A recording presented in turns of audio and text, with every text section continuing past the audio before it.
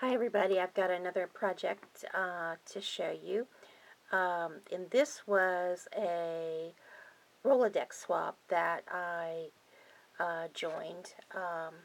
And I wanted to show you what I used to make my Rolodex cards. This is a Sizzix die, and it's what they call their clear dies, and I don't think you can even get it anymore. I purchased it maybe a year ago, and I even think I got it on the Sizzix clearance website. But the thing I don't like about it is when I did this, ended up using the medium weight chipboard, and this doesn't want to cut through medium weight chipboard with two different papers, as you can see here. On each side, so I like to do my die cuts that way, so then everything is already glued together and even. So it didn't want to do that, and I ended up having to do the die cuts separately, and then paste everything down. Not that that's a big deal, but I'm curious. There's another Sizzix die that Stampin' Up! Has, and I wonder if any of you have used it and tried cutting through both the chipboard and the two layers of cardstock or pattern paper, as this is, but it's a pretty thick pattern paper. I actually tried, because the instructions on this said either to use chipboard or layers of cardstock, something to make your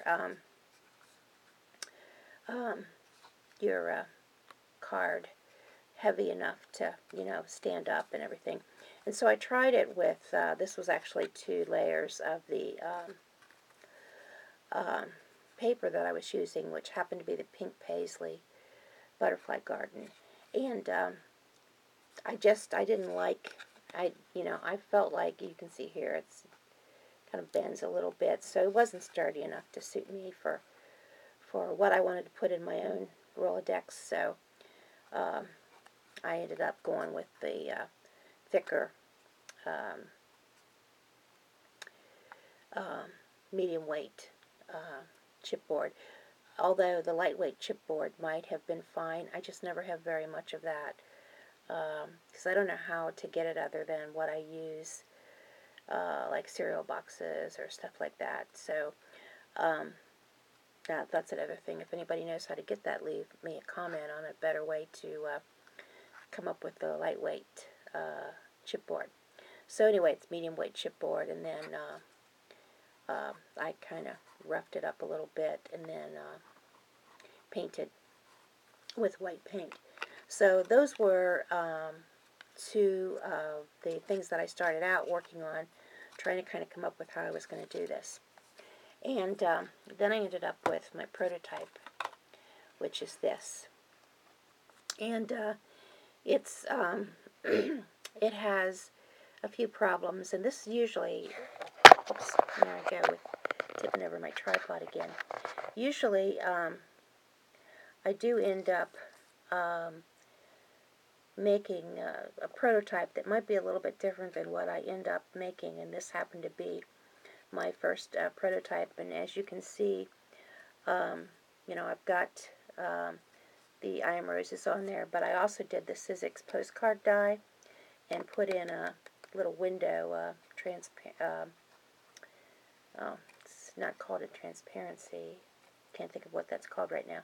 So anyway, and I haven't put that butterfly on there yet. But the way that I did this one, it really kind of, it's up there pretty high, which is fine for me if I'm using it in this type of a Rolodex.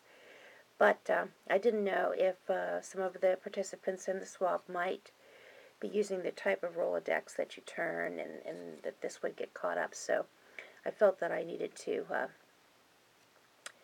move this down a little bit.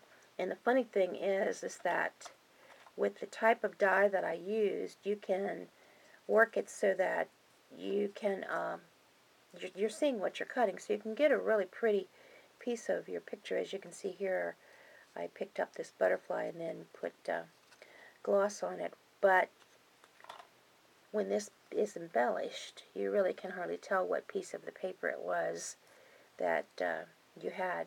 So that's kind of what happened there. And as you can see, these pearls that I put on this trim, they were really too fat to go on that trim. So you'll see when I came up with my final product that it's much thinner. So anyway, so this is my prototype and what this swap called for. And I actually wanted to, and it's the reason actually that I joined this particular swap, because it called for lots of vintage flowers, lace, ribbons, pearls, stick pins, muted colors.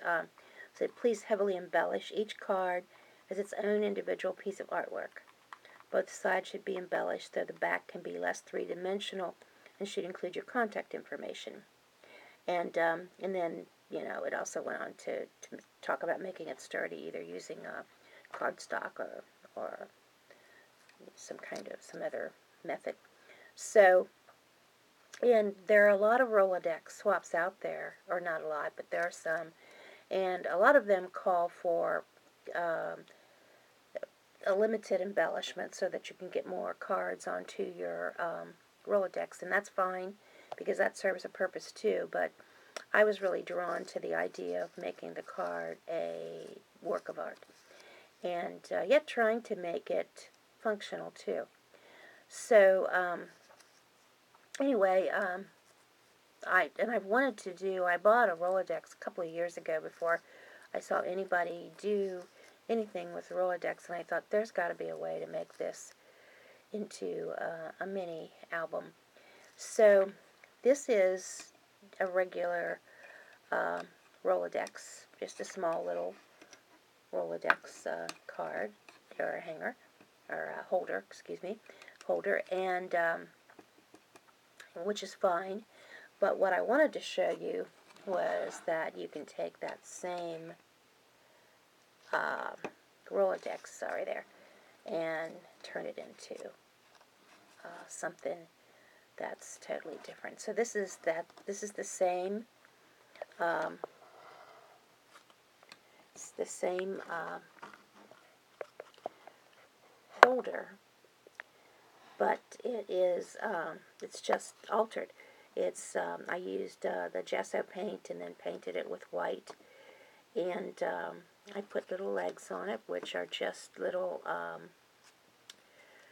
spools, little tiny spools. You could use anything, and then some trim, which goes all the way around, and then I embellished the front with I am roses. I've got the rose, a smaller rose, and then the I am roses. I wanted to say camellia, but I don't think that's it. Maybe I think of it before this is done. It's funny because when you start to do the videotape, all of a sudden you can't remember the name of anything. So this is my final, what I ended up after I, well, this is the final thing, what I'm going to be sending in, not this little holder, which I'm going to keep, because this becomes like a mini book. And you can see, you know, how much you can do with this. When I get my cards back from the other participants in the swap, then they'll go into this particular little holder. But anyway, this is functional, and it's functional in a way that I thought was very clever, because this little postcard frame is functional. And with this, I'm going to send, this is the cutout, not from this particular paper, but this is a cutout for this, so that if you want, you can put a picture in there. And you know, you can make this into part of a little scrapbook, or You could use this for addresses and put the person's picture on there, or I like it just the way that it is because I love the look of that, the glassy look. It's like you're looking through a window when you have that transparency there. So then on the back, this lace comes around and there's room for what I put in here was my card with my information. It's folded in half, but it does fit in there.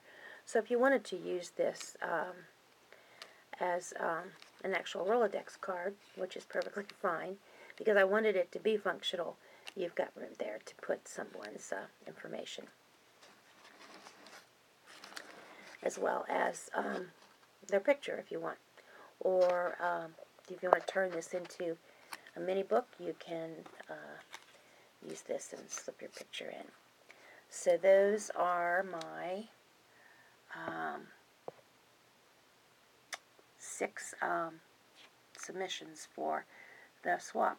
Now, I took 2 spots in this swap, and to do a second spot, I needed to come up with another design.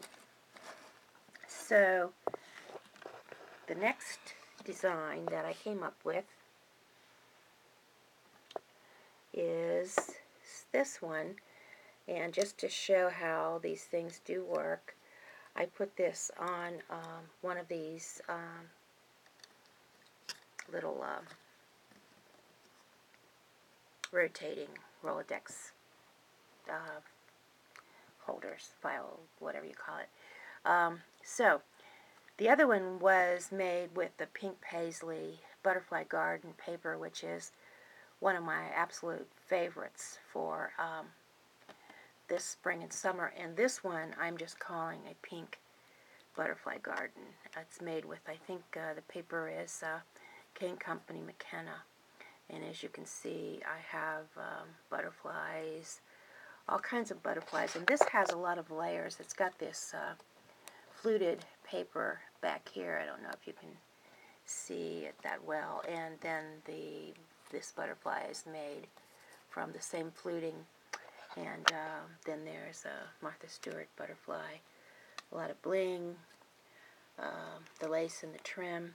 And then when you turn this around to see the back of it, there's a little holder, and I have my card in here, so this is functional too. All you have to do is slip somebody's card into